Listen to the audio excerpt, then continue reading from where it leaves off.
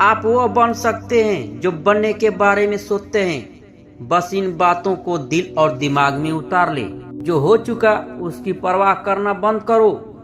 कुछ नया सोचो, नया करो और आगे बढ़ो।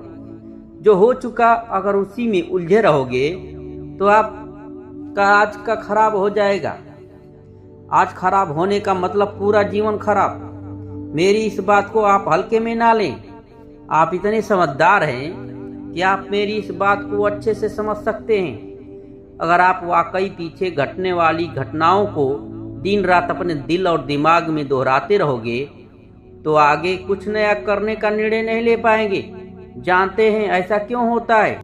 ऐसा इसलिए होता है कि जब आपका दिमाग बुरी घटनाओं के विचारों से भरा होता है तो यह अच्छे और प्रेरक विचार पैदा नहीं कर पाता है और आप लाख कोशिश के बाद भी अपने हर काम में असफल हो जाते हैं। इसलिए मेरी मानिए, जो हो चुका उसे भूलकर एक नई शुरुआत करें।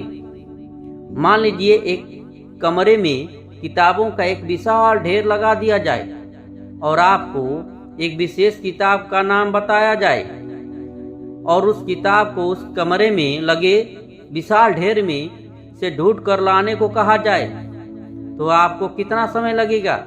मुझे लगता है आपको बहुत समय लग जाएगा, है ना? लेकिन उन्हीं किताबों को करीने से बुक शेल्फ में रख कर दिया जाए तो आपको उस विशेष नाम वाली किताब को ढूंढने में बहुत ही कम समय लगेगा। मेरी इस बात से आप सहमत हैं कि नहीं? मुझे लगता है आप सहमत हैं। जिस तरह से किताबों की ढेर में कमरा भरा हुआ है, ठीक उसी तरह से हमारा दिमाग अच्छे और बुरे विचारों के ढेर से भरा हुआ है।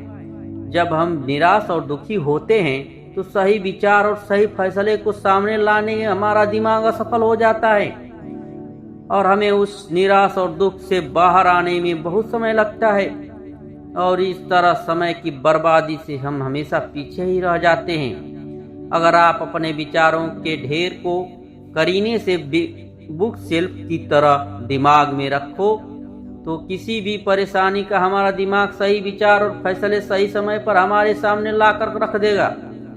ऐसा करने का सिर्फ एक ही तरीका है, बस आप हर सुबह मेडिटेशन करना शुरू करो, क्योंकि मेडिटेशन में वह पावर है जो आपके अंदर से कुछ गुजरने की ताकत होती है।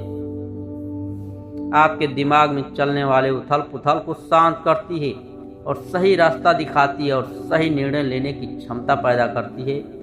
आपको जागना होगा और इस भ्रम को मिटाना होगा। तुम कमजोर हो, तुम कभी न मरने वाला आत्मा हो। तत्व तुम्हारा सेवक है, तुम तत्व के सेवक नहीं हो।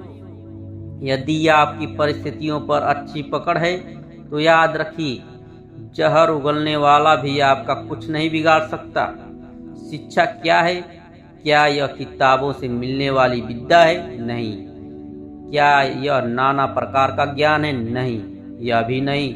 जिस समय के द्वारा इच्छा शक्ति का प्रभाव और विकास बस में लाया जाता है वह फलदायक होता है, वह शिक्षा कहलाती है।